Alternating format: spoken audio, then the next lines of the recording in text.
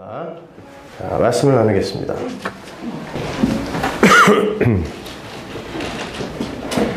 자, 로마서 60번째 시간입니다. 보좌와 제단 두 번째 시간이죠. 로마서 5장 18절에서 21절까지의 말씀입니다. 우리 함께 봉독하겠습니다. 그런즉 한 범죄로 많은 사람이 정죄에 이른 것 같이 의의 한 행동으로 말미암아 많은 사람이 의롭다 하심을 받아 생명에 이르렀느니라. 한 사람의 순종치 아니함으로 많은 사람이 죄인된 것 같이 한 사람의 순종하심으로 많은 사람이 의인이 되리라. 율법이 가입한 것은 범죄를 더하게 하려 함이라. 그러나 죄가 더한 것에 은혜가 더욱 넘쳤나니 이는 죄가 사망 안에서 왕노릇한 것 같이 은혜도 또한 의로 말미암아 왕노릇하여 우리 주 예수 그리스도로 말미암아 영생에 이르게 하려 함이라. 아멘. 우린 지난주에 성도의 목적지는 단심가를 멋지게 불러내는 용사의 자리가 아니라 하나님의 은혜가 가입하지 않으면 하여가만 연신 불러댈 수밖에 없는 우리의 처음 자리의 실존을 잘 깨닫고 우리를 향해 단심가를 애절하게 불러주셨던 예수 그리스도의 은혜 안으로 함몰되어 들어가는 것임을 배웠습니다. 이 몸이 죽고 100번 고쳐주고는 예수님이 우리에게 불러주시는 거지 우리가 훌륭한 신앙인이 되어서 하나님께 올려드리는 게 아니란 말입니다.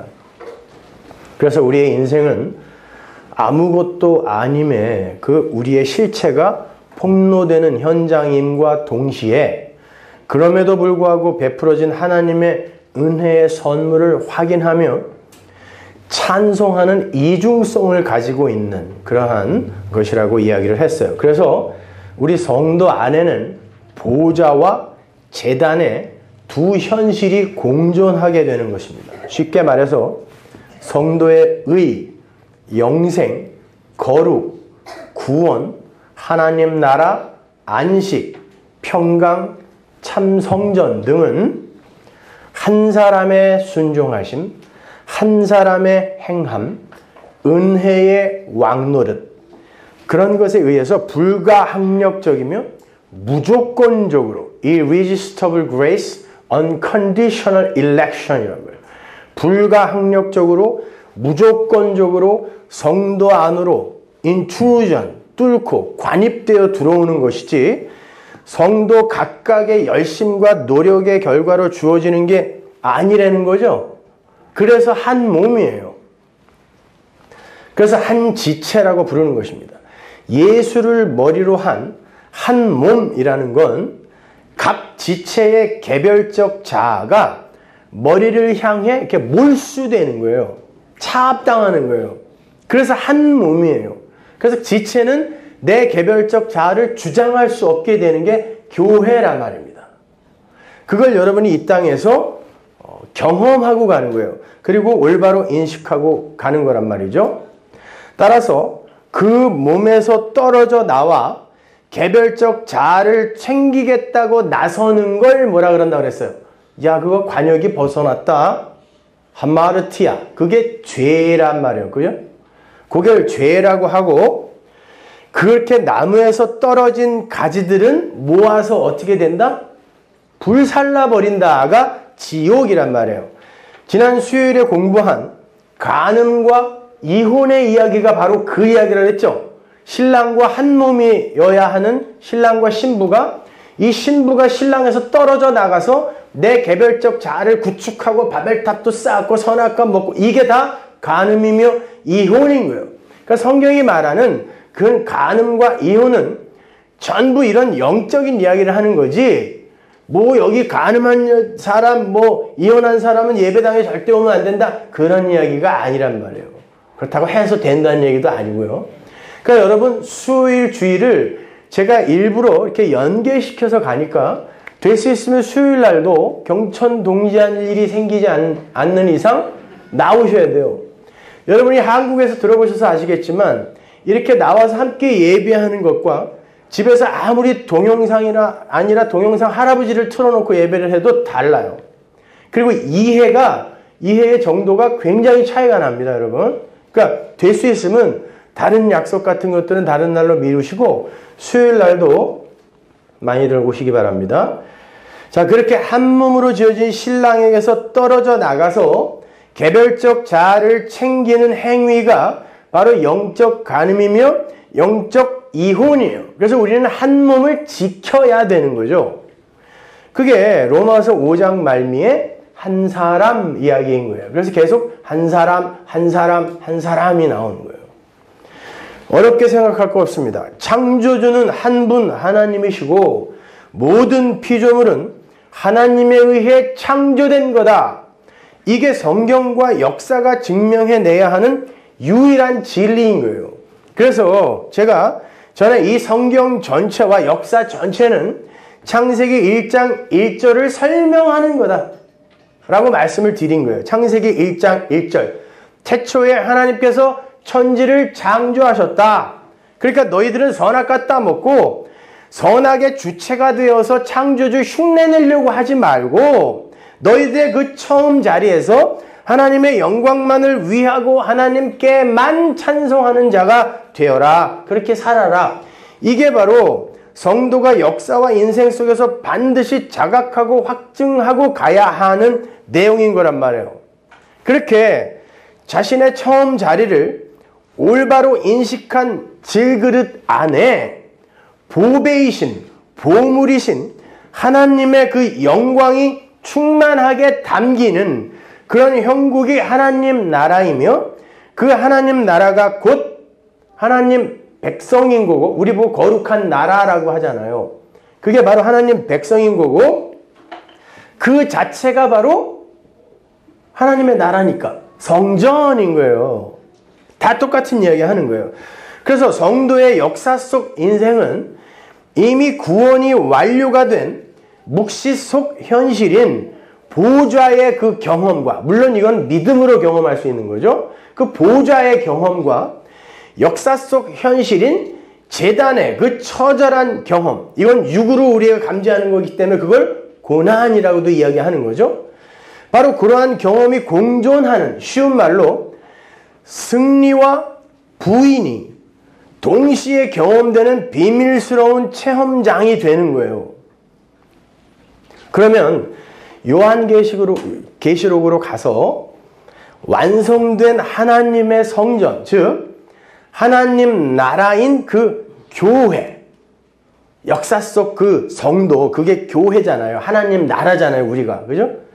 그래서 바울이 교회들에게라고 하죠. 한 사람 한 사람이 다 교회란 말이에요. 이 건물이 교회 아니잖아요. 그죠? 그 교회, 역사 속 성도를 어떻게 표현하는지부터 확인을 하고 연역적 해설 방법으로 제가 그 보좌와 제단의 현실 설명해 볼게요. 계시록 21장 22절 보십시오. 성 안에 성전을 내가 보지 못하였으니 이는 주 하나님 곧 전능하신 이와 및 어린 양이 그 성전이심이라. 그 성은 해나 달의 비춤이 쓸데없으니 이는 하나님의 영광이 비치고 어린 양이 그 등이 되심이라. 지금 이 장면은 묵시 속에 완료가 되어 있는 하나님의 신부인 거룩한 성 새 예루살렘, 즉 교회, 묵시 속에 완료되어 있는 천상의 교회를 모형하는 거죠. 계시록은 천상의 교회와 이 로컬 처치, 지상의 교회가 계속 맞물려서 이렇게 가잖아요. 그래서 여기는 다 망하고 여기는 계속해서 하나님을 찬송하는, 하나님 보좌 앞에서 하나님을 찬송하는 모습으로 그려지고 있잖아요.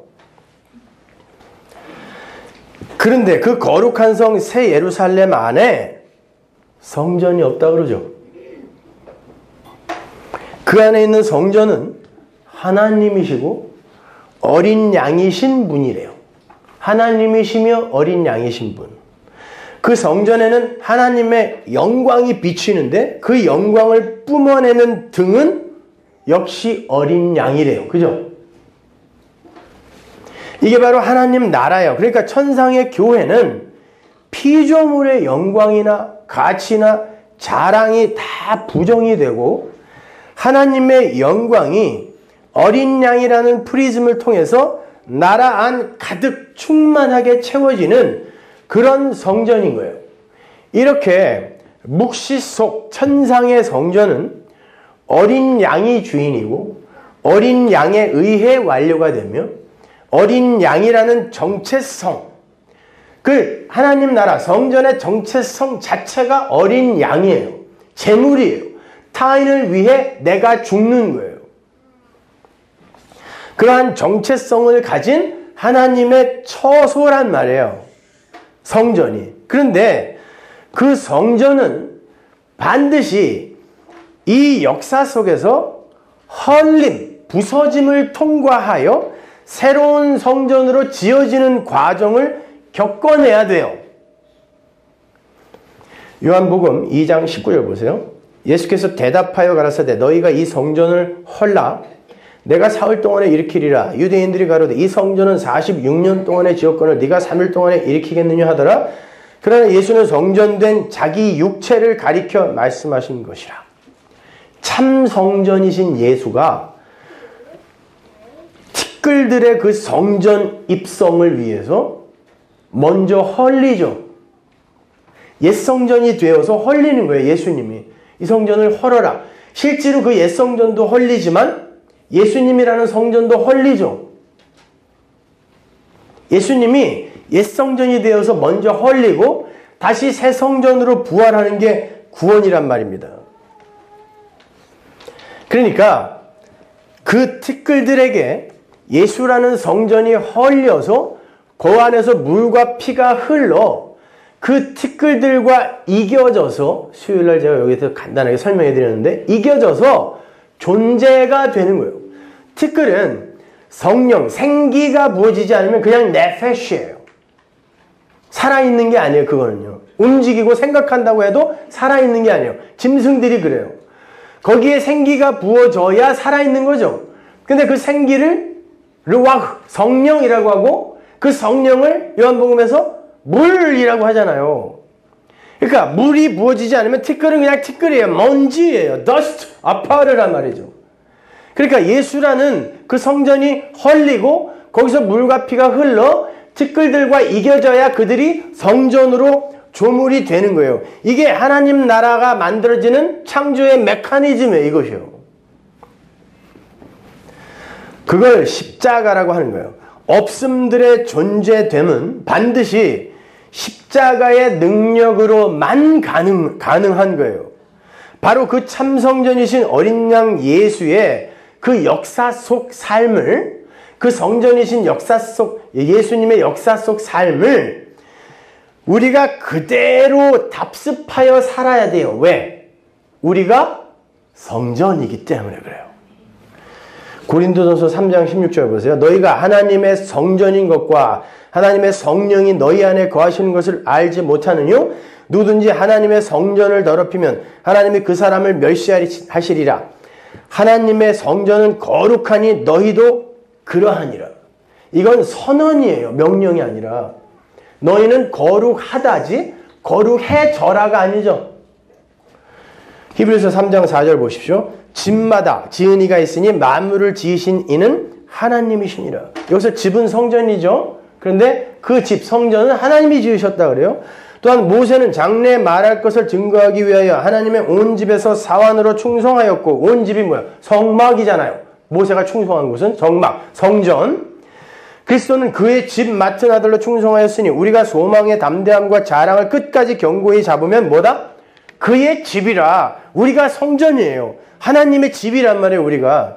그러니까 하나님의 집으로 이 땅에 오신 성령을 담고 하나님이 시키는 것만 하셨던 그 예수, 참성전인 예수가 헐려서 죽어야 할 자들을 살려낸 것처럼 여러분이 헐림으로 말미암아 창세 전에 택해진 하나님의 아들 중에 어떤 이들이 또 살아나는 거, 이걸 전도라고 하고 성도의 삶이라고 하는 거예요. 따라서 고지론이니 뭐니 이건 귀신 씨나라 까먹는 소리인 거죠. 높은 데 올라가서 너희들이 세상 사람들에게 자랑스러운 존재가 되어 하나님을 자랑해라. 이건 복음과 정반대되는 이야기란 말이에요. 근데 오늘날까지 청년들이 여기에 선동이 되어서 전부 거기에 광분하다 보니까 이 모양 이 꼴이 된 거예요. 한국 교회가. 서로 경쟁하면서 교회 안에서도 쌈박질이나 하고 이런 일이 일어난 겁니다. 내가 교지에 올라가겠다는 거죠. 내가. 천만의 말씀. 교회는 순교자의 피를 타고 여기까지 온 거지 이 세상에서 성공한 자들이 복음을 전파해서 여기까지 이렇게 유지된 게 아니라 말입니다. 자, 예수님은 당신 자신을 가리켜서 헐려야 할 성전이며 새로 지어지게 될 성전이라고 말씀하셨어요. 그리고 그분도 역시 성도들처럼 성령으로 가득 채워져서 성령이 시키는 일만 했고 아버지가 시키는 말만 했다 그러죠. 본인이 직접. 하나님만 담은 거예요. 내 존재는 부정됐어. 어디까지? 십자가에서 죽기까지 부정됐다니까요. 존재 자체를 하나님의 몰수해 가버리셨어요. 성자 하나님의 존재를. 그래서 하나님이 시키는 대로만 끌려가신 거예요. 참 성전이요. 그런데 그 예수 안에 성령은 결국 예수님을 십자가에 매달아 버리세요. 이게 성령 받은 성전인 여러분의 인생이어야 돼요. 뭐 병 걸리고 망하고 애들이 문제를 일으키고 이런 이야기가 아니에요. 다 누릴 수 있어요, 그런 거. 근데 그 와중에 여러분의 이 역사 인식 그리고 하나님 나라 인식이 그렇게 바뀐다는 뜻이에요. 아니구나 이거. 여기는 머리 두고 눈 두고 그렇게 살 곳이 아니구나 이렇게 알게 된다는 거지. 전부 예수 믿으면 뭐 망하고 병 걸리고 그런다는 얘기 아니라니까요. 그래서 괜히 돈 많고 건강한 사람들이 여기 와갖고 주눅 들어서 그러지 마세요. 아니 돈 있으면 누리면서 사세요. 그러나 그것이 진짜 자랑이 아니라는 거 아시면 되는 거예요. 괜히 좋은 차 타고 와서 저기다 대고 그러고 오지 마세요. 남들이 긁고 그러니까 갔다가 주차장에다 대고 타고 다니세요. 괜찮아요. 그리고 그런 거 보고 또 부러워하는 인간들은 뭐냐고. 서로 안 그러면 되는 거예요. 그런 거를 갖고 자꾸 어떤 신앙의 내용을 이렇게 이야기하려고 하고 판단하려고 하는 것 자체가 아직 너무 어린 거예요, 오늘의 교회가. 그게 뭐냐? 아무것도 아니에요, 그건요. 즉, 옛 성전이 죽고 하나님에 의해 주어지는 새 성전으로의 탄생을 예수님께서 먼저 경험해 내신 거예요. 그것은 단순히 우리를 구원하는 방법의 이야기 정도가 아니라 그랬죠? 그것 자체가 우리를 구원하신 하나님의 은혜와 사랑의 현현이기도 하지만 그 자체가 바로 하늘 존재의 속성이에요. 그것 자체가 나라는 존재를 비워서 너를 살려내고 채워내는 게 하나님의 속성이에요. 그게 사랑이라는 하나님의 속성이거든요. 그래서 하늘 존재는 모두 그렇게 살게 돼요. 그래서 하나님 나라에서는 모두가 왕이라고 하는 거예요. 다 왕이면 전부 왕관 쓰고 있으면 누가 신하고 누가 백성이냐고요. 그런 얘기가 아니라 나 이외의 모든 존재들이 자기를 비워서 나를 섬겨주는 곳이 하나님 나라이기 때문에 다 왕인 거예요. 거기에 불행과 눈물과 슬픔과 고통이 있겠습니까? 그래서 천국이라고 하는 거예요. 사실은 이 땅에서 나만을 위해 사는 게 내가 잘 사는 것 같고 유익인 것 같지만 그래서 지옥인 거예요. 그걸 뒤집어 엎어버리는 게 역창조란 말입니다. 그래서 이 역사는 반드시 망해야 되는 거예요. 근데 여기서 고지 꼭대기에 올라가서 영향력을 미치라니요. 예? 대통령이 장로인데 무슨 영향력을 미쳤습니까 지금요? 오히려 사람들이 교회를 더 욕하고 있잖아요. 이런 말 하면 안 되는 건데 서울까지 와서 내가 여기 서울이라는 걸 깜빡하고 미국에서는 못 잡으러 올까 봐. 자, 그렇게 나라는 존재를 비워서 너를 살려내고 채워내는 하나님의 그 속성을 십자가가 보여준 거고, 그 십자가라는 하늘 존재의 속성을 예수님께서 역사 속에서 모형처럼 그냥 살다 가신 거예요. 나가 부인되고 너가 살아나는데 그 모든 걸 감싸 안고 주관하고 운전하시는 분이 하나님 아버지잖아요. 이게 십자가였잖아요. 우리의 힘으로는 때려 죽어도 그 삶 못 산다는 거예요. 그래서 하나님이 내가 너의 삶의 주인이 되어서 네 삶을 주관하겠다고 하는데 선악 따먹고 내가 내 삶의 주인이 되겠다고 한 걸 죄라고 하잖아요. 그래서 그건 아니다를 설명하고 이해시키는 게 역사란 말이에요. 다른 거 없어요.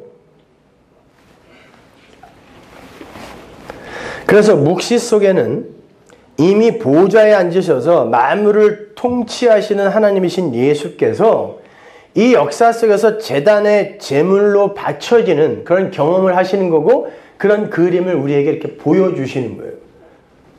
왕 같은 제사장이라면 우리가 하늘 왕들이 예수 안에서 왕이 된단 말이에요, 여러분이요. 하늘 왕들이 이 세상에서 보좌에 앉은 하늘 왕들이 이 세상에서 제단에서 어떻게 죽어야 되는지를 우리는 체휼하고 가는 거예요.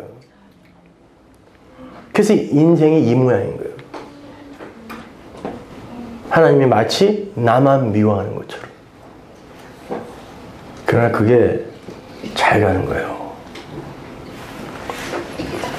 그러한 하늘 백성들의 속성과 지나야 할 역사 속 과정인 그 보좌와 제단의 이중적 현실은 성경 처음부터 반복적으로 우리에게 계시되고 있었어요. 자, 창세기부터 차근차근 짚어드릴게요. 하나님의 영광이 거하는 곳을 하나님 나라 성전이라고 하죠. 하나님의 영광이 거하는 곳이에요. 그러면 최초의 성전은 어딜까요?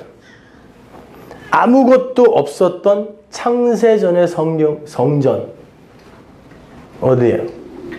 하나님 자신이에요.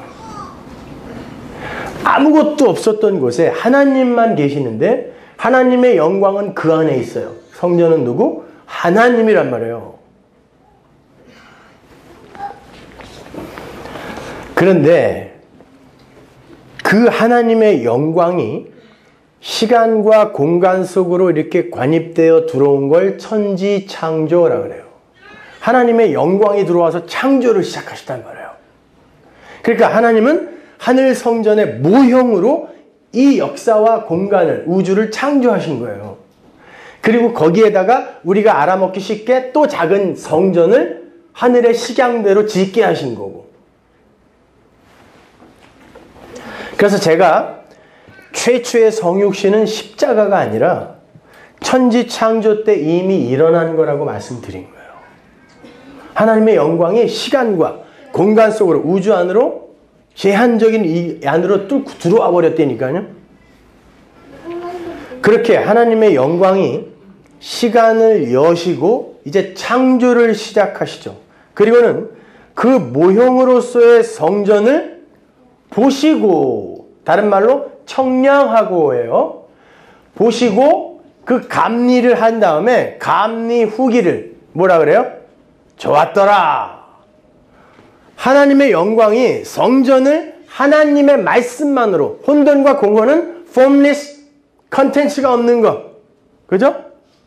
아예 내용도 없고 폼도 스트럭처도 없는 혼돈과 공허 위에 하나님의 말씀만으로 성전이 창조가 되고 하나님이 보시고 감리하시고 청량하시고 좋다라고 하는 거예요. 그러니까 성전은 하나님 홀로 완성하신 성전이어야 감리해서 합격하는 거예요. 좋다 이렇게 되는 거예요. 안 그러면 그 안에 하나님의 영광이 안 들어가죠. 이게 에스겔서란 말이에요. 옛 성전은 다 때려 부셔버리고 하나님이 치수 주고 식양 주고 그대로 만들어라 하고 청량까지 하신 다음에 영광이 동에서 들어가는 거예요. 저주의 자리, 가인과 아벨이 쫓겨난 자리, 아니 가인이 쫓겨난 자리, 아담과 하와가 쫓겨난 자리, 이스라엘이 쫓겨난 자리, 저주의 자리가 동쪽이죠. 동쪽으로 쫓겨난단 말이에요. 달마가 동쪽으로 간 까닭은 저주받아서 간 거예요. 동쪽으로 가서 서쪽에 지성소가 있단 말이에요. 서쪽으로 돌아. 그래서 성전의 문이 다 동쪽으로 나 있는 거예요. 동편문이란 말이에요. 에덴의 문도 동쪽에 나 있단 말이죠. 그렇게 여호와의 영광이 하나님의 그 치수대로 지어진 성전으로 거기로만 돌아와요. 근데 그 성전이 누구다? 우리다. 그러니까 지난주 수요일날 설교를 안 듣고 온 분들은 무슨 소리인지 몰라요. 이게. 우리가 성전이기 때문에 바로 그 은혜로 지어진 여러분 그 실체를 올바로 깨닫고 야 맞아 은혜로 지어지지 않으면 여기에 하나님이 절대 거할 수 없는 지저분하고 더러운 것이 나구나 이거 알고 가는 게 성전으로 지어져 가는 거예요. 여기서 훌륭한 인격 훌륭한 성품 이걸로 이렇게 변화되어져 가는 게 성전으로 지어져 가는 게 아니라 이미 완료된 성전 이 성전이 왜 하나님의 은혜로만 말씀으로만 이렇게 창조의 능력으로만 우리 성전이 지어져야 되는지를 하나하나 깨달아 알아가는 걸 지어져 간다라고 하는 거예요. 그게 진짜 성화라니까요. 여러분이 변화되어져 가는 게 아니라 우리 남편은 이렇게 많이 변했는데 나이 들고 힘 빠지면 다 그렇게 변해요.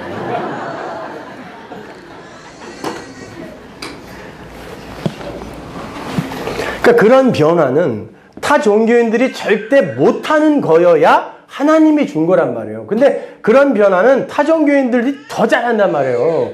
근데 어떻게 기독교인이라는 성도라는 사람들의 성화를 그렇게만 정의를 하냐고요. 이 바보들이 말이에요.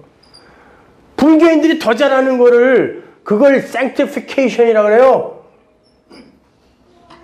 하나님을 알아가는 거예요. 은혜를 알아가는 거예요. 그리고 그 앞에 항복하는 거예요. 선악과 이제 안 먹을게요. 먹지 말라고는 안 먹을게요.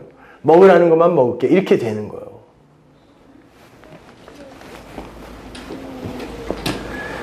자, 그렇게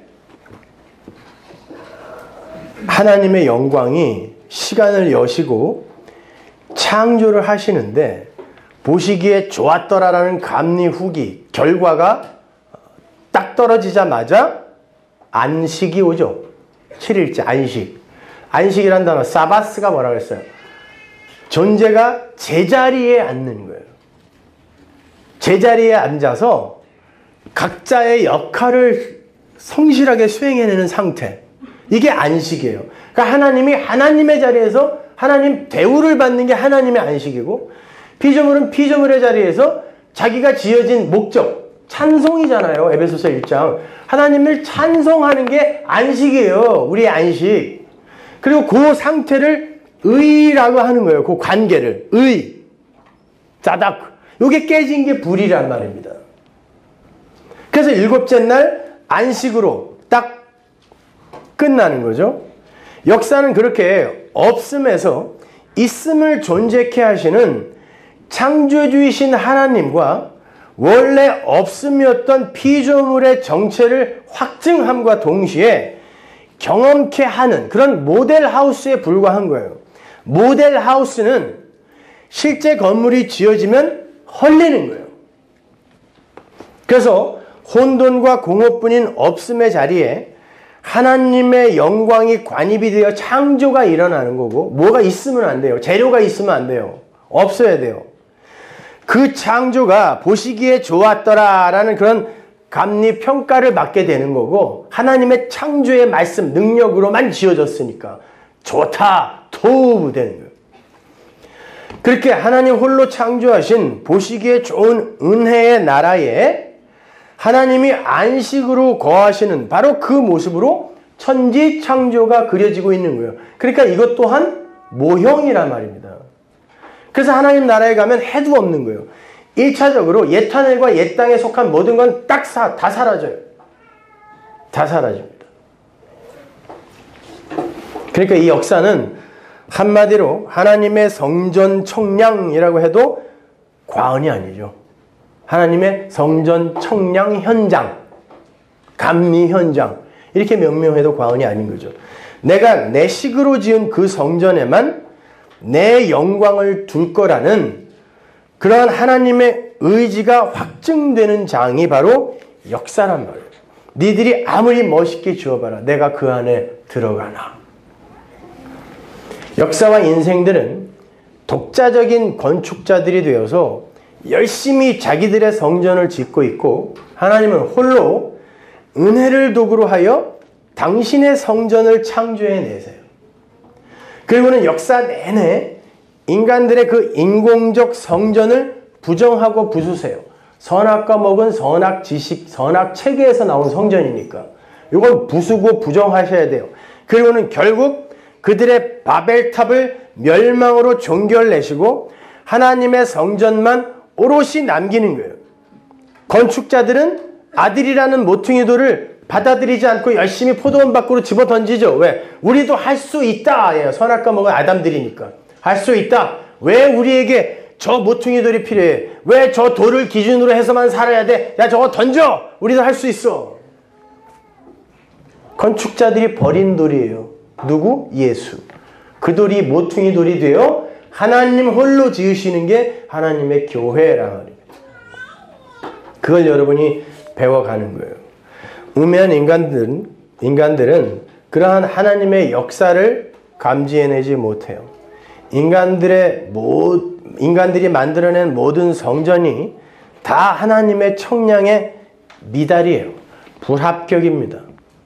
하나님의 청량 앞에서는 그 아무리 멋져 보이는 도덕, 윤리, 율법, 선행, 구제, 종교행위 등등의 건축 재료도 다 불량 재료예요. 불량 감자로 만든 포테이토 칩은 불량 포테이토 칩인 거예요. 다 불량 재료예요. 은혜만이 진짜 재료예요. 그러한 불량 재료들로 지어진 인간의 성전은 하나님의 감리 후에 파괴되어야 하는 불량 건축물일 뿐입니다. 다리를 만들어 놓고 감리를 했더니 곧 무너질 다리예요. 그럼 부셔야 되는 거예요.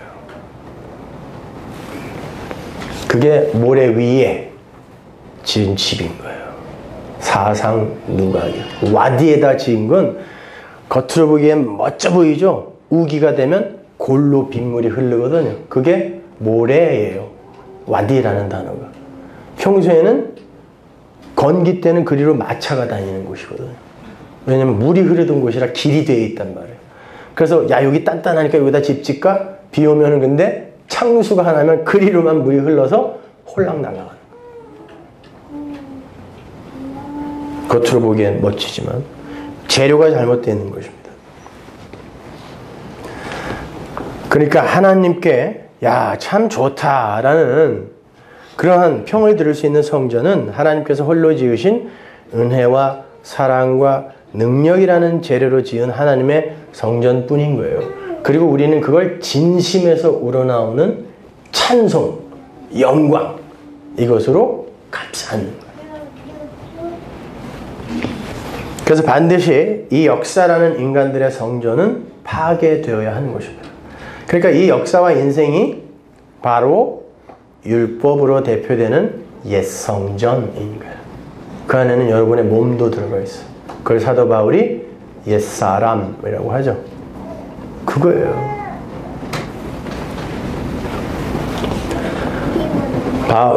그렇게 성도는 묵시 속에 은혜로 완료되어 있는 보호자의 현실을 언약으로 체휼하게 됨과 동시에 제단에서 죽어야 하는 역사 속에 그 재물의 현실을 이 시간 속에서 경험하면서 그 하늘 백성의 탄생 원리를 자각하고 인지하게 되는 거예요. 그래서 성도의 마지막 고백이 내가 죄인 중에 괴수가 맞습니다.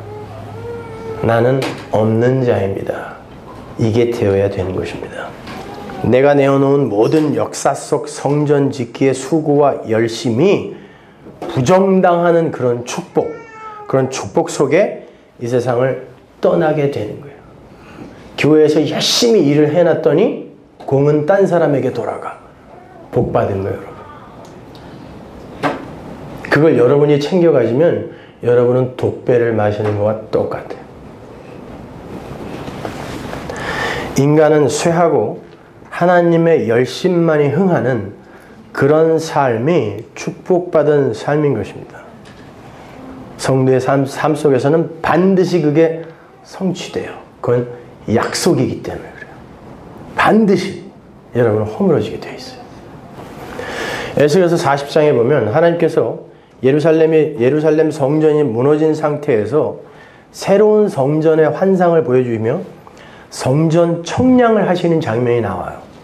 근데 그때가 언제인가 하면 이스라엘이 포로로 잡혀간 지 25년 만이에요. 그리고 성전 청량의 숫자가 전부 25와 25의 배수입니다.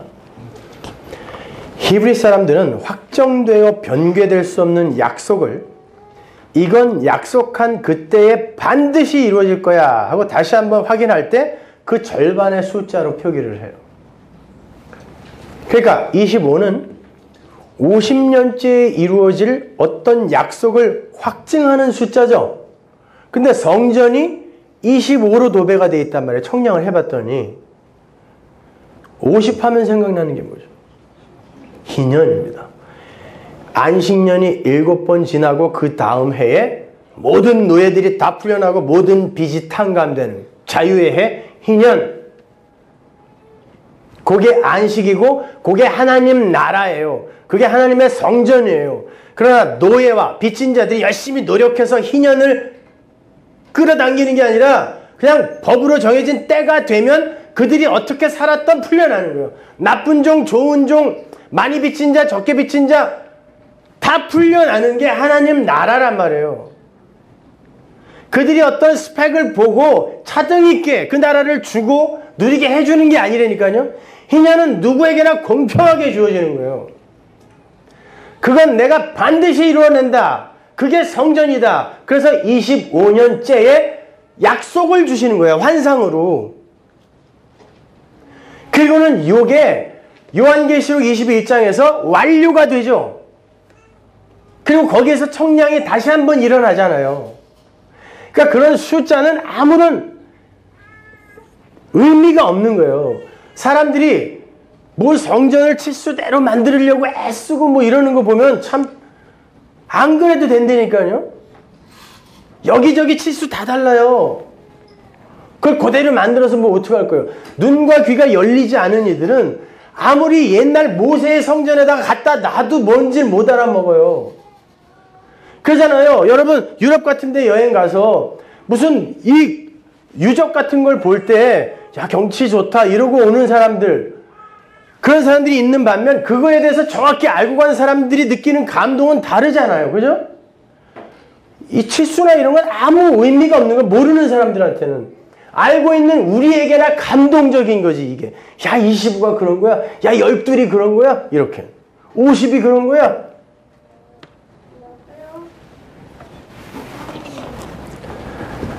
자, 그렇게 성전 건축의 치수는 반드시 희년 50, 그리고 그것은 반드시 이루어진다의 반 25여야 되는 거예요. 그래서 에스겔서의 성전은 25, 50, 100 이렇게 가는 것입니다. 그래서 계시록에 완성된 성전은 마치 지성소처럼 정육면체로 그려져 있는 거죠.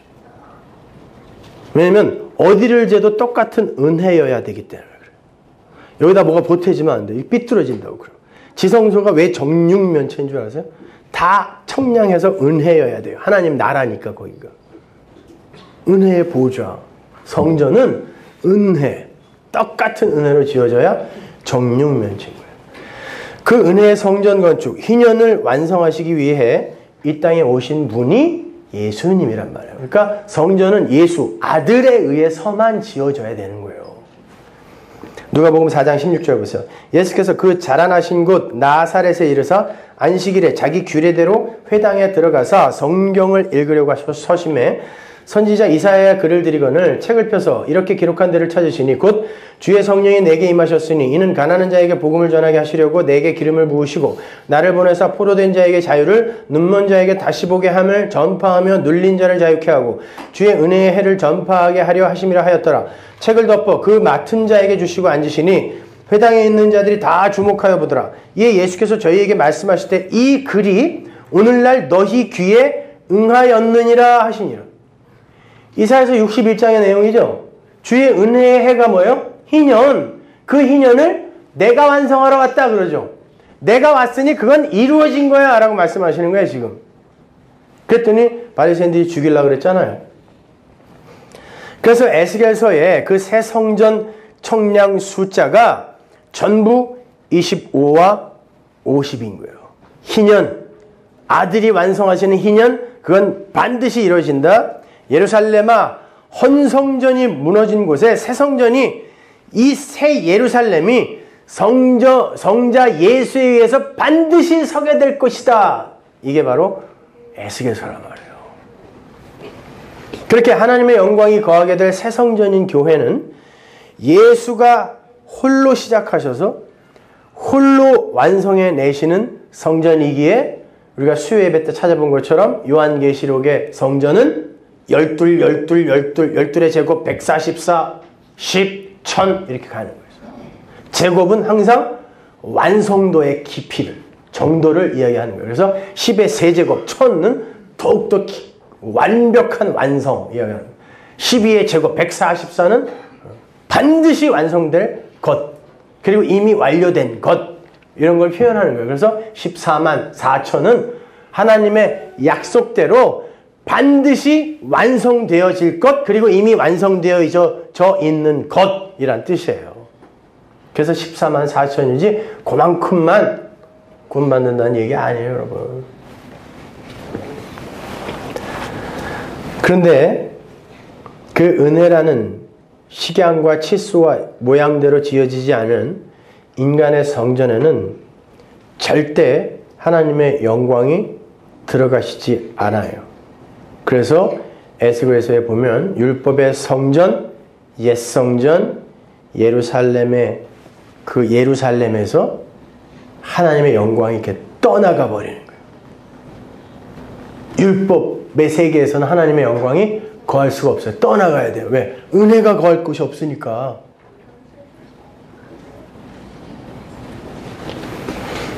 선악과 따먹은 아담과 하와. 선악과 따먹고 내가 선악 판단의 주체가 되겠다가 율법이죠. 요건 선한 거, 요건 악한 거, 그러니까 요건 해야 되고 요건 안 해야 되고, 이게 율법이잖아요. 그래서 거기에서 하나님의 영광이 떠나가 버리는 거예요. 아담과 하와에게서. 그 이야기가 이스라엘에서 하나님의 영광이 떠나는 그런 이야기란 말입니다. 자, 시편 132편 13절 보세요. 여호와께서 시온을 택하시고 자기 거처를 삼고자 하여 이르시기를 이는 나의 영혼이 쉴 곳이라 내가 여기 거할 것은 이를 원하였음이로다. 여기서 시온이 바로 여호와의 영광이 거할 성전인 교회를 가리키는 거죠. 히브리서 12장에 보면 우리들이 이른 곳이 어디다? 시온. 장자들의 총회, 교회 다 같은 말인 거예요. 시온. 시온을 택해서 내 영광을 영원히 거기다 둘 거야. 이게 하나님의 창조의 목적이란 말이에요. 그러니까 우리에게 하나님의 영광이 충만하게 흘러넘치려면 내게 거기에 요만큼이라도 남아있으면 안 돼요. 하나님의 영광이 완벽하게 들어가야 하늘 백성이 되기 때문에. 여기에서 거처를 삼다라고 번역이 된 모사브라는 단어가 보좌에 앉다라는 단어고, 14절에 그 쉴 곳, 이 단어가 안식이라는 뜻이에요. 창세기에 그 단어들이 반복되고 있잖아요. 그러니까 교회는 하나님의 보좌이며 거처이며 안식인 거예요. 당신의 것을 비워내시면서 백성들에게 생명과 복을 생수처럼 부으시는 그 천상의 십자가, 거기가 하나님 나라잖아요. 하나님 나라는 피조물은 완전히 없음이에요. 먼지인데 하나님의 생명력이, 하나님의 것이 계속 이렇게 부어져서 하나님이 비워지는 거잖아요. 그걸 인간들의 이 제한적 이성에게 던지는 말로 손해라고 하는 거예요. 비워지는 거예요. 하나님은 손해볼 수 없는 분이지만 없음인 자들에게 하나님의 생명력이 폭포수처럼 생수로 부어져서 이 없음인 자들이 살아나는 데가 하나님 나라죠. 그걸 십자가가 모형으로 보여준 거라니까요. 예수라는 하나님에게서 물과 피가 계속 부어져서 죽어야 할 이 티끌들이, 하나님을 죽인 원수들이 살아나는 게 하나님 나라다라는 걸 십자가가 모형으로 보여준 거란 말이에요. 그게 하나님 나라의 삶의 원리이며 하나님 나라 존재들의 존재 양식인 거예요. 그것이요.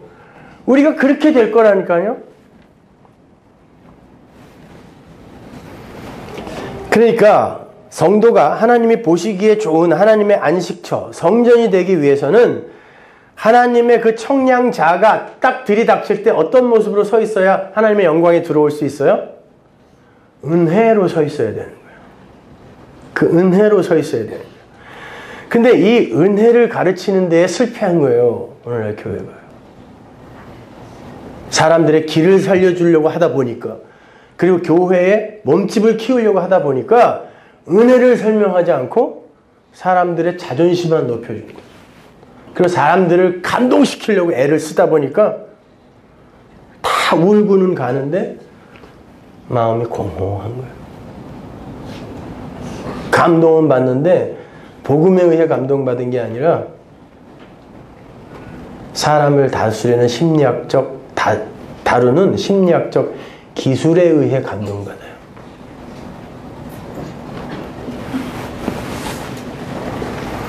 창세기로 가서 하나님의 청량이 어떻게 이루어지는지 한번 보죠. 창세기 1장 31절. 하나님이 그 지으신 모든 것을 보시니 보시기에 심히 좋았더라. 보다 청량해요. 여섯째 날까지의 모든 창조가 없음의 자리에서 아무것도 없었어요. 혼돈과 공허예요. 말씀으로 창조되니까 하나님이 그걸 보고 청량한 거죠. 봤단 말이야. 청량하고 좋다. 그리고 안식으로 끝난단 말이죠. 에스겔서에 가면 하나님께서 당신이 말씀하신 치수와 식양대로 지어진 새 성전을 에스겔에게 보이시면서, 에스겔을 인자야라고 부르죠. 예수의 모형이에요. 보이시면서 이걸 전하라 그래요. 이거 본 걸 전하라 그래요. 에스겔서 40장 1절 보세요. 우리가 사로잡힌 지 25년이요 성이 함락된 후 14년 정월 10일 곧 그날에 여호와의 권능이 내게 임하여 나를 데리고 이스라엘 땅으로 가시되 하나님의 이상 중에 나를 데리고 그 땅에 이르러 나를 극히 높은 산 위에 내려놓으시는데 거기서 나무로 향하여 성읍 형상 같은 것이 있더라. 나를 데리시고 거기 이르시니 모양이 놋같이 빛난 사람 하나가 손에 삼줄과 청량하는 장대를 가지고 문에 서 있더니, 계시록에서는 이게 누구예요? 예수예요. 청량하시는 분. 그 사람이 내게 이르되 인자야 내가 네게 보이는 그것을 눈으로 보고 귀로 들으며 내 마음을 생각할지어다. 내가 이것을 네게 보이려고 이리로 데려왔나니 너는 본 것을 다 이스라엘 족속에게 구할지어다. 보다 라. 이게 창세기에 보시기에 청량 똑같은 단어. 보고 청량하고 이걸 그대로 전해라. 이걸 전도라 그래요. 너희들은 마른 뼈, 먼지 풀풀 나는 골짜기의 마른 뼈였는데 하나님이 말씀으로 생기를 부어 군대가 된 거지. 너희들이 뭐가 괜찮은 티끌이어서가 아니야. 그걸 전해라 이야기하는 거야. 여기 와서 이렇게 어려운 거 듣고 앉아있다고 괜찮아서 여러분이 구원받은 게 아니라 하나님이 구원하셨기에 앉아있을 수 있는 거예요. 나는 내 자인식은 항상 그렇게 없음의 자리여야 돼요.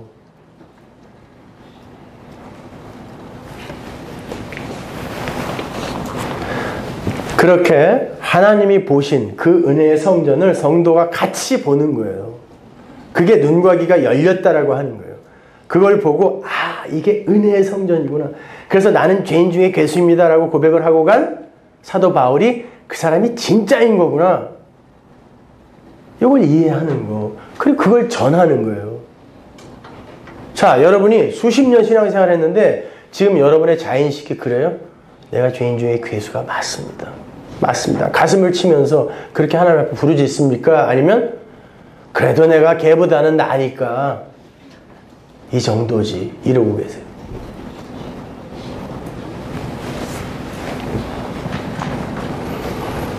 출애굽기 39장 42절 보세요. 성막도 마찬가지예요. 여호와께서 모세에게 명하신 대로 이스라엘 자손이 모든 역사를 필함에 명하신 대로 지었어요. 은혜로 지어진 거죠. 모세가 그 필한 모든 것을 본즉 또 나오죠. 또 똑같습니다. 청량하니 여호와께서 명하신 대로 되었으므로 그들에게 축복하였더라. 모세는 누구의 모형이다? In Moses, 모세 안에서 세례를 받았다. 예수의 모형이잖아요. 나와 같은 선지자의 모형이니까. 보고 맞네. 은혜로 지어졌네. 그러니까 거기에 복이 부어지는 거예요. 그런데 그 성전 청량의 내용이 25, 50, 희년, 열둘, 144 아들이란 말입니다. 하나님이 보시기에 좋은 성전은 아들에 의해 지어진 아들의 성전, 그리고 그 안에 무조건적이며 불가항력적으로 끌어당겨진 은혜의 아들들, 양자들. 그게 하나님 나라 성전의 실체라는 거예요. 그래서 25, 50, 12, 144, 10 이런 게 막 나오는 거죠. 그건 잊어버려도 돼요, 여러분. 은혜만 기억하시면 돼요. 자, 그래서 인본주의와 율법주의로 끊임없이 왜곡될 수밖에 없는 그 기독교 속에서 참 복음, 즉 은혜의 복음을 알아들은 사람이 그 은혜의 복음을 전하게 되면요, 사람들이 기가 사는 게 아니라 그동안 내가 내어놓고 쌓았던 것이 얼마나 무모하고 무식하고 더러운 것인지를 알게 되는 거예요. 오히려. 그래서 여기가 통곡의 현장이 되는 거지. 요새는 울고도 자랑하더라고요. 너는 왜 눈물이 안 나오디? 이러면서. 나만 감동받았나 봐 오늘. 뭐 이래.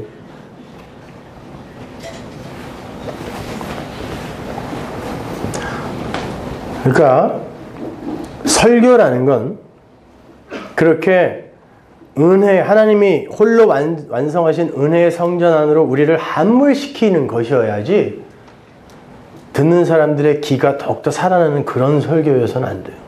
여러분이 나가면서 그래 한번 나가서 싸워볼 거야 이러면 안 돼요. 뭐랑 싸울 건데요? 하나님이 철장을 들고 백마를 타고 공격하는 대상은 나라니까요.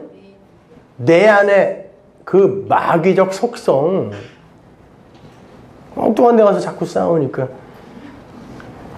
그 진짜 싸우려면은 저 이단 종파 이런 데 가서 한번 목숨 걸고 싸워보세요. 예? 박옥 뭐 이런 데나 아니면 통일교나 아니면 여호와증이냐 이런 데 자타가 공인하는 그런 이단. 괜히 엉뚱한 데 가갖고 뭐 서울 서만화교회가 꼭 있어야 돼 뭐 이런 거 하지 말고, 이단들에 가서 찍소리도 못하는 것들이 왜 우리 웹사이트에 들어와서 지랄들을 떠냐고. 난 거기 가서 먼저 싸우고 오라니까요. 그래서 우리가 앞장서서 가겠다는데 왜 우리 보고 뭐라 그러냐고. 말을 언어 순화를 하려고 그랬는데 이게 성질이 이렇게 그냥 안 죽어요. 인간은 이렇게 불가능한 거예요.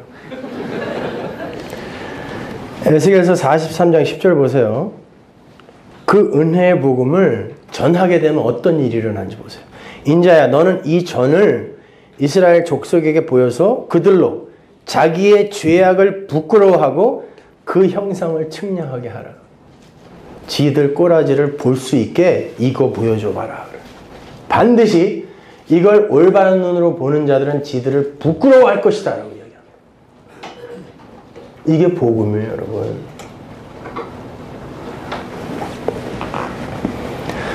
본론은 지금부터예요.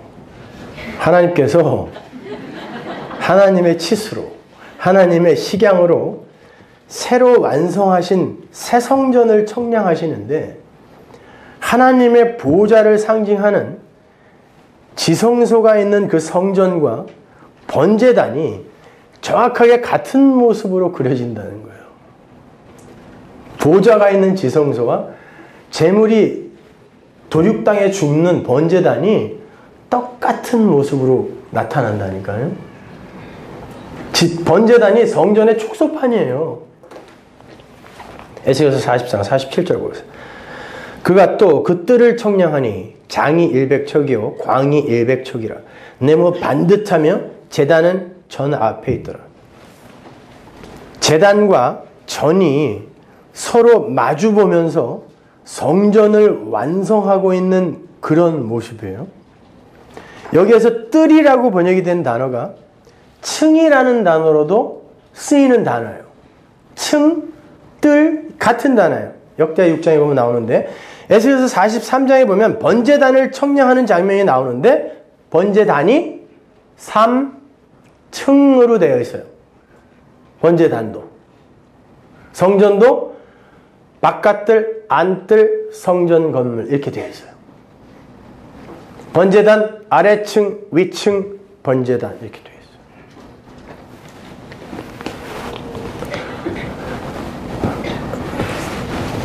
성전은 동쪽으로부터 계단으로 이어져서 지성소까지 연결이 되는데 번제단에도 똑같이 그러한 계단이 나 있어요. 그 층계는 지성소에서 출발해서 바깥으로 내려가는 형국으로 이렇게 만들어져 있는데 번제단의 층계도 그렇게 위에서 아래로 내려가는 모습이에요. 그 층계는 인간들이 만들던 바벨탑의 모습을 정반대로 그려놓은 거예요. 바벨탑의 층계입니다. 그게요. 바벨탑이 층계라고요. 바벨탑의 층계는 땅에 뿌리를 두고 여기서부터 위로 쌓아 올라가는 거예요. 누가? 인간이. 이걸 인본주의라고 해요. 율법주의라고 해요. 그러나 예수님께서 말씀하시죠. 그 층계 아니고 사닥다리 말씀하시죠. 요한복음 2장에서. 내 위로 사닥다리가 내려오고 하늘에서 내려오는 거예요. 내 위로. 땅에 안 닿아요. 그리고 거기에 천사들이 오르락 내리락 한다. 하늘에서 내려온 층계예요. 그게. 이게 성전의 층계를 보여주는 거예요. 층계는 하늘에서 내려오는 거예요. 이 땅에서 우리가 신을 찾아가겠다가 다른 종교고 하늘에서 계단이 내려와 하나님이 우리를 찾아온 것이 기독교인 거예요.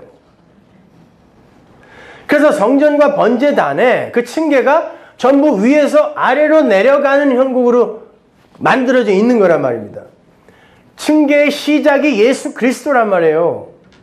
그래서 예수님 위로 층계가 나 있는 거예요. 번제단 위에서 제물의 피가 흐르죠. 당연하죠. 죽으니까. 제물에 점도 없고 흠도 없는 제물의 피가 흐르고 보좌가 있는 지성소에도 점도 없고 흠도 없는 제물의 피가 흥건하게 뿌려져야 돼요. 똑같죠? 그 피는 죽은 자를 살리는 하나님의 생명력이죠. 물론 모형이에요. 히브리서에 나오죠. 야, 어떻게 죽은 짐승의 피가 사람을 살리니? 죄를 용서하니? 그건 모형이다 그러잖아요. 번제단에 뿌려지는 피도 죄를 사하는 모형으로서의 제물의 피고 지성소에 뿌려지는 그거는 민족 전체의 죄를 대속하는 거니까. 그죠? 역시 죽을 수밖에 없는 자를 살려내는 생명수로서의 피란 말이에요. 그 새성전에서 흐르게 되는 그 피, 그래서 죽어야 할 자들이 소성하여 살아나는 그 피를 에스겔이 어떻게 묘사하는지 한번 보세요. 47장 1절. 그가 나를 데리고 전문에 이르시니, 성전이에요. 새 성전이에요. 여기 은혜로 지어진 새 성전, 여호와의 영광이 돌아온 그 성전, 절대 이제 다시는 안 떠나는 그 성전, 열면 닫을 자가 없고 닫으면 열 자가 없는 그 성전. 그래서 열면 닫을 자가 없다고 하는 거예요. 닫으면 열 자가 없고, 열면 닫을 자가 없다. 하나님이 나가는데 그거 닫아서 못 나가게 못한다는 뜻이에요. 닫으면 열 자가 없다. 하나님 들어오면 안 나가신다는 뜻이에요. 그전 여호와의 영광이 가득 차 있는 그전 완성된 묵시성 하나님 나라 성전. 근데 그 문지방 밑에서 물이 나와서 동으로 흘러요. 저주받아 죽어야 할 곳으로 흐르는 거예요. 전 우편 제단 남편으로 흘러내리더라. 그가 또 나를 데리고 북문으로 나와서 바깥길로 말미암아 꺾여 동향한 바깥문에 이르기로 본즉 물이 그 우편에서 스며 나오더라. 그 사람이 손에 줄을 잡고 동으로 나아가며 1000척을 청량한 후에 나로 그 물을 건너게 하시니 물이 발목에 오르더니 다시 1000척을 청량하고 나로 물을 건너게 하시니 물이 무릎에 오르고 다시 1000척을 청량하고 나로 물을 건너게 하시니 물이 허리에 오르고 다시 1000척을 청량하시니 물이 내가 건너지 못할 강이 된지라. 그 물이 창일하여 헤엄할 물이요 사람이 능히 건너지 못할 강이더라. 그가 내게 이르시되 인자야 네가 이것을 보았느냐 하시고 나를 인도하여 강가로 돌아가게 하시기로 내가 돌아간즉 강 좌우편에 나무가 심이 많더라. 그가 내게 이르시되 이 물이 동방으로 향하여 흘러 아라바로 내려가서 바다에 이르니 이 흘러내리는 물로 그 바다에 물이 소성함을 얻을지라.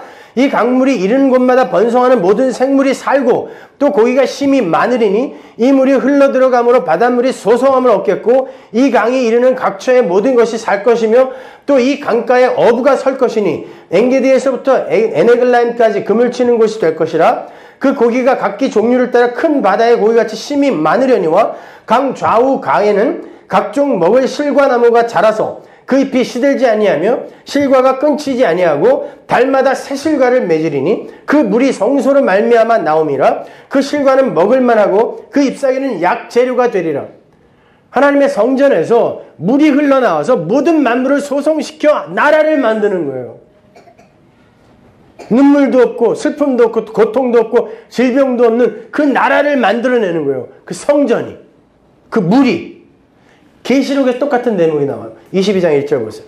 또 저가 수정같이 맑은 생명수의 강을 내게 보이시니 하나님과 및 어린 양의 보좌로부터 나서 길 가운데로 흐르더라. 강 좌우에 생명나무가 있어 12가지 실과를 맺히되 달마다 그 실과를 맺히고 그 나무 잎사귀들은 만국을 소송하기 위하여 있더라. 똑같은 내용이죠. 근데 여기서는 생명수가 어디서 흘러나와요? 에스겔서에서는 보좌에서 흘러나왔어요. 문지방에서. 성전 문지방에서. 여기서는 하나님의 어린 양의 보좌에서 물이 흘러나와 죽어야 할 자들을 살려내는 거예요. 보좌에서 물이 흘러나와서. 12가지 실과는 말할 것도 없이 하나님의 백성들, 아들들을 이야기하는 거예요. 그러니까 성경이 요구하는 이 세상에서 우리가 맺어야 할 유일한 열매는 우리 각자의 아들 되기인 거지. 다른 종교인들도 다 추구하는 뭐 선한 일 하기, 뭐 도덕윤리 잘 지키기 이런 거 아니에요.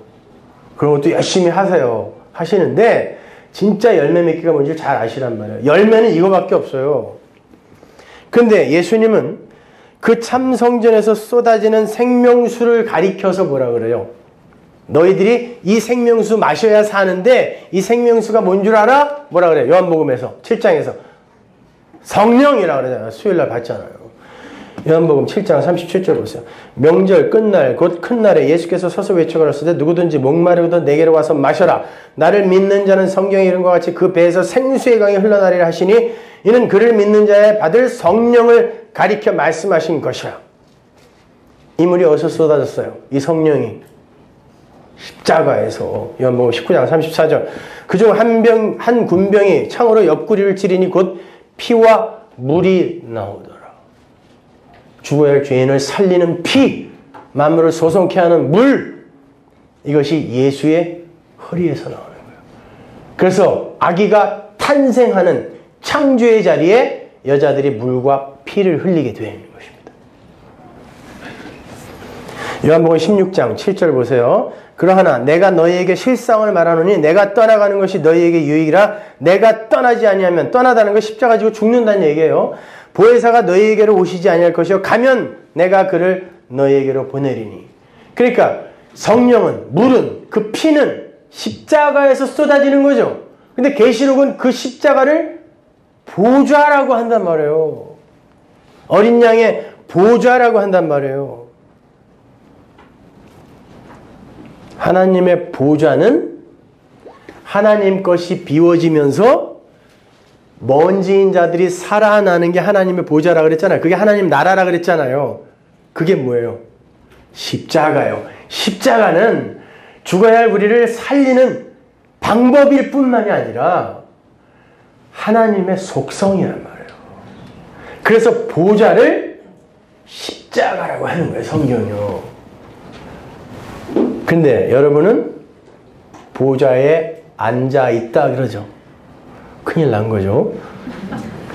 계시록 3장 21절 보세요. 이기는 그에게는 내가 내 보좌에 함께 앉게 하여 주기를 내가 이기고 그 아버지 보좌에 함께 앉은 것과 같이 하리라. 에베소서 2장 4절. 긍휼에 풍성하신 하나님이 우리를 사랑하신 그 큰 사랑을 인하여 허물로 죽은 우리를 그리스도와 함께 살리셨고 너희가 은혜로 구원을 얻은 것이라. 또 함께 일으키사 그리스도 예수 안에서 함께 하늘에 앉히시니. 과거 시제예요. 앉아 있어요, 여러분.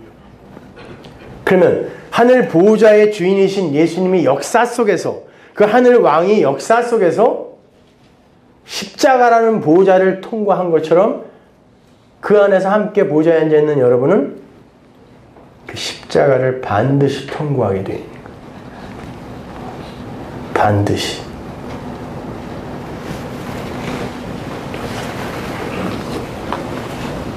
그래서 하나님의 보좌인 그 성전의 그 축소판을 번제단이 그대로 모형으로 그려내고 있는 거예요.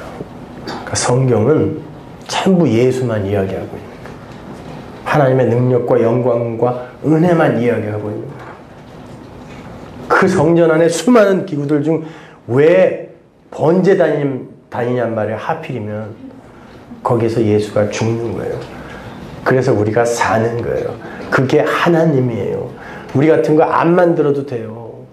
그냥 괜히 우리의 이 이성으로 그러면 하나님 안 심심하실까요? 안 심심해요. 완전하신 분이 왜 심심해요?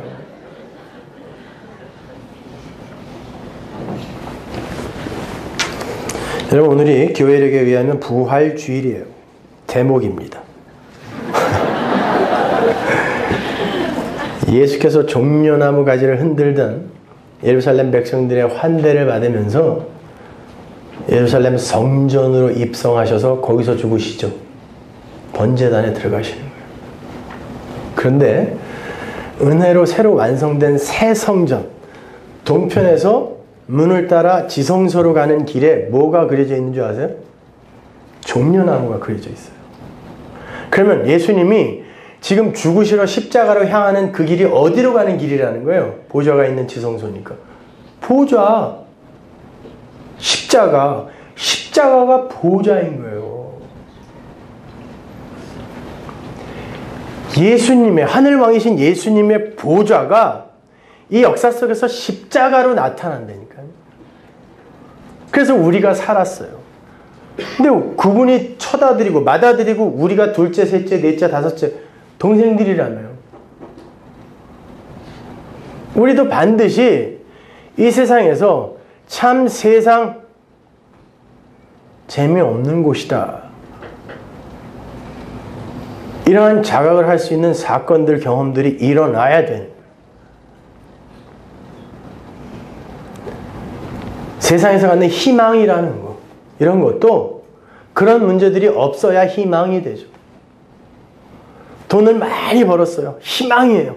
야, 이 돈을 갖고 가족들과 뭐. 근데 자식이 그 돈 때문에 망가지기 시작했어요.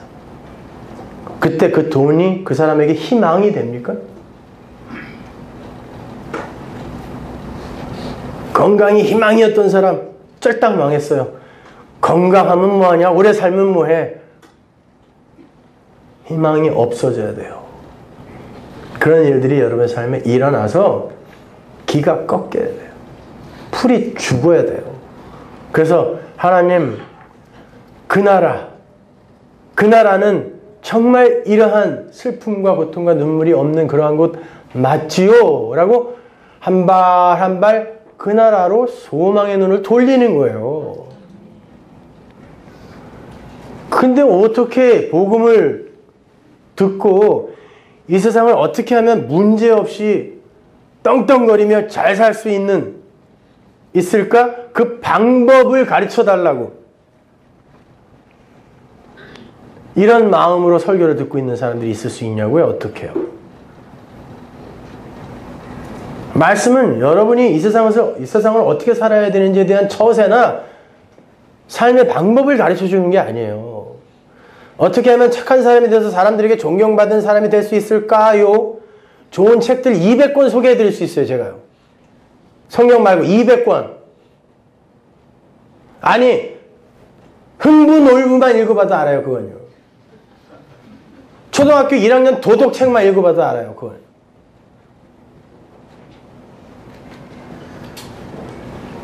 근데 그런 얘기 해주면, 야, 그래도 우리 인간은 이렇게 위대한 거구나 라고 우리의 자존심을 높여줬다고 다들 은혜 받았다고 좋아해요. 근데 이렇게 복음을 이야기하고 우리의 처음 자리를 이야기하면 저게 사람을 뭘로 보고 진짜 다음 주부터 오나 봐라.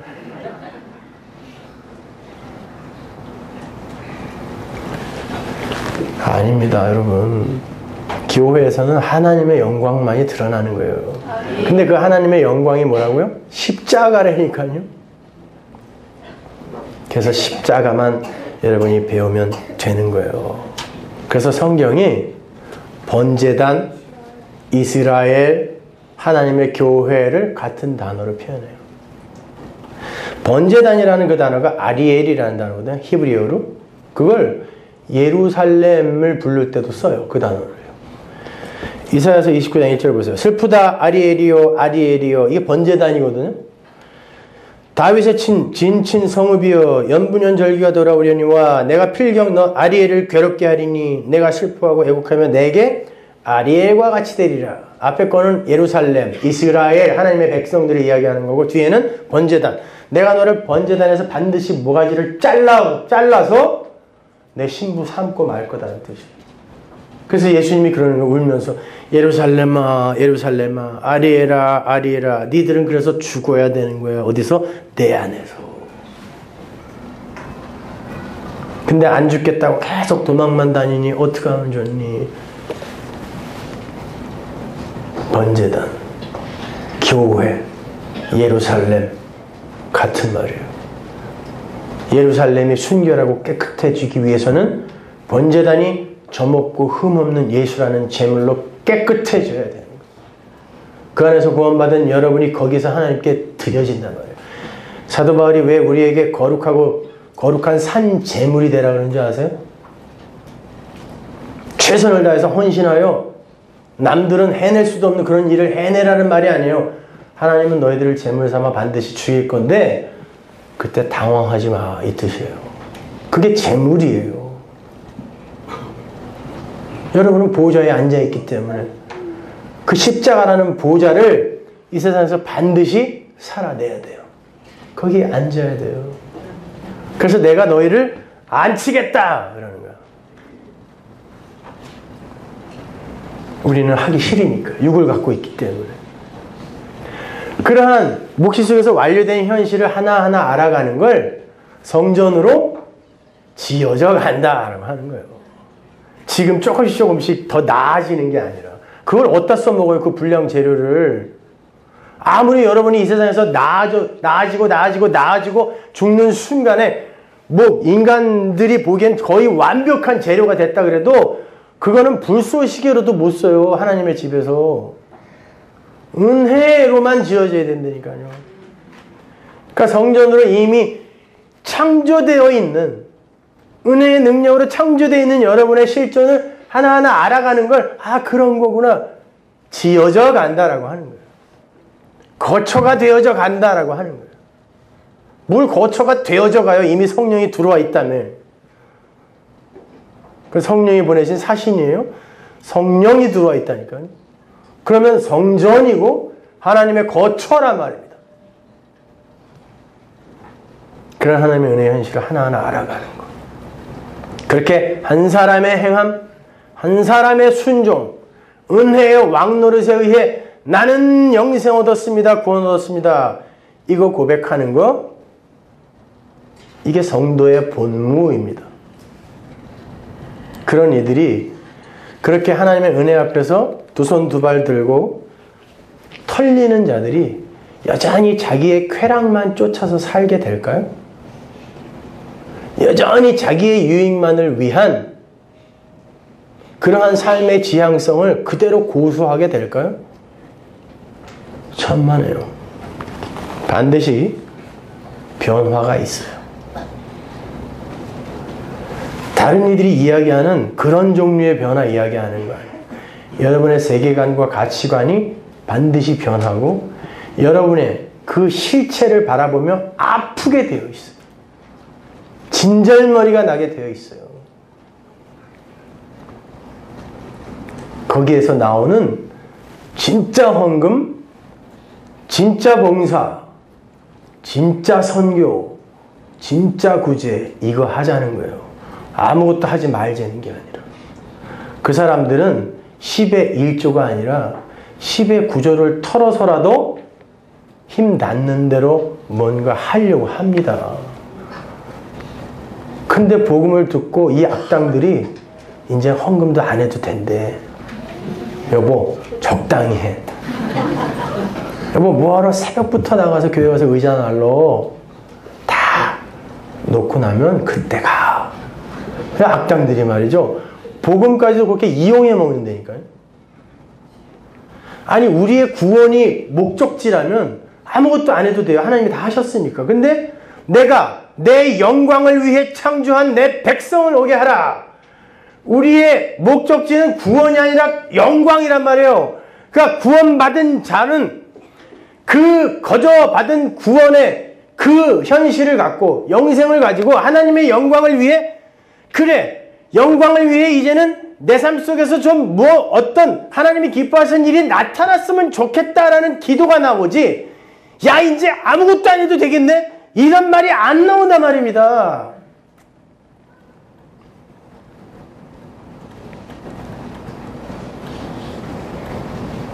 그렇게 나는 예수 안에서 죽고 예수 안에서 살아난 자입니다라는 이 고백, 예수님이 성전으로 완성하셨고 나는 그래서 거저 그 영생을 받았습니다라는 이 고백이 있는 자를 부활신앙으로 사는 자라 그래요. 나는 반드시 죽어서 부활해야 돼, 그러니까 여기서 착하게 살아야지, 이건 아무것도 아니에요. 이거는 부활신앙은 예수 안에서 내가 살아났기 때문에, 그 부활하신 예수에 의해 내가 이미 이렇게 살아난 것이기 때문에 나는 그 예수를 믿어야 되는 거야. 그분의 공로를 의지해야 되는 거야가 부활신앙이지, 나는 죽어서 반드시 살아나야 되기 때문에 나는 착하게 살 거야, 이건 아니란 말이에요. 잘못 짚고 있는 거예요.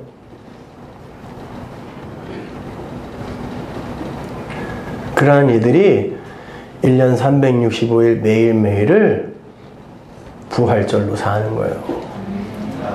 1년에 한 번 달랑 지켜놓고 부활과 전혀 상관없는 자로 사는 거, 그런 거 하나님 기뻐하지 않으세요. 계란은 왜 삶아 먹는 거죠? 그 바알과 아세라에서 그 아세라, 그게 이스터 변하는 거예요. 그리고 그 여신이 달걀에서 나왔다 그래서 이교에서 들어온 걸 교회가 계속 삶아 먹고 있어요. 집에 가서 삶아 드세요. 정 드시고 싶어요. 자, 한 사람 이야기. 로마서 5장 마지막 절까지 다 공부했습니다. 무슨 말인지 잘 아시겠죠? 예, 다 예수예요. 은혜입니다. 기도하겠습니다. 하나님 은혜를 감사합니다.